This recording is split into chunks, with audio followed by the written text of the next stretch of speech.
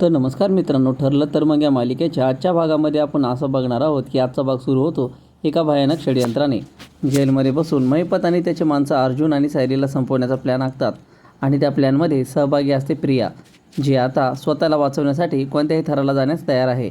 दरम्यान साक्षी आणि सचिन या सगळ्या खेळात ओढले जातात. सचिन बाहेरून मदत करत असल्याचं दाखवतो, पण आतून तो स्वतःचा फायदा बघतोय. त्याचं प्रत्येक पाऊल काहीतरी मोठं उघड करणार आहे असंच वाटतं. पण खरी धक्कादायक घटना तेव्हा घडते. अर्जुन आणि सायली हॉस्पिटलमधून बाहेर पडतात आणि त्यांच्यावर अचानक हल्ला होतो. एक ट्रक वेगाने येतो, त्यांच्या गाडीला जोरदार धडक देतो आणि काही सेकंदातच सगळं आगीत जळून खाक होतं. ही बातमी जेव्हा घरी पोहोचते तेव्हा सगळ्यांच्या पायाखालची जणू जमीनच सरकते. कल्पनाही कोसळते. तिथं विश्वासच बसत नाही की तिचा मुलगा आणि सून गेलेत. बाबा स्वतःला सावरत असतात, पण आतून तुटलेले असतात. अश्विन हादरलेला असतो आणि सगळ्यांच्या चेहऱ्यावर एकच प्रश्न, हे खरंच आहे का? पण या सगळ्यात एक व्यक्ती अशी आहे जी यातून आनंद साजरा करते. ती म्हणजे प्रिया.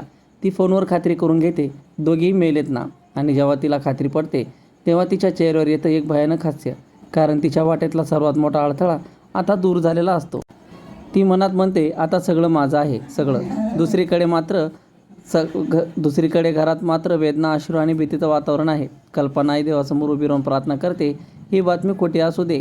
पण प्रिया मात्र किचनमध्ये उभी राहून हसते आणि फोनवर सांगते की काम झालं.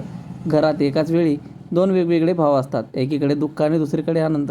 पण खरा प्रश्न अजूनही कायम आहे, हा अपघात खरंच अपघात होता का, की एक थंड रक्ताने आखलेलं षडयंत्र? आणि सर्वात महत्त्वाचं, अर्जुन आणि सायली खरंच गेलेत का, की अजूनही या कथेत एक मोठा ट्विस्ट बाकी आहे? संपूर्ण अपडेट बघण्यासाठी आपल्या यूट्यूब चॅनलला सबस्क्राईब करा. फेसबुक आणि इंस्टाग्राम पेजला फॉलो करायला विसरू नका. भेटू पुढील अपडेटमध्ये. तोपर्यंत धन्यवाद.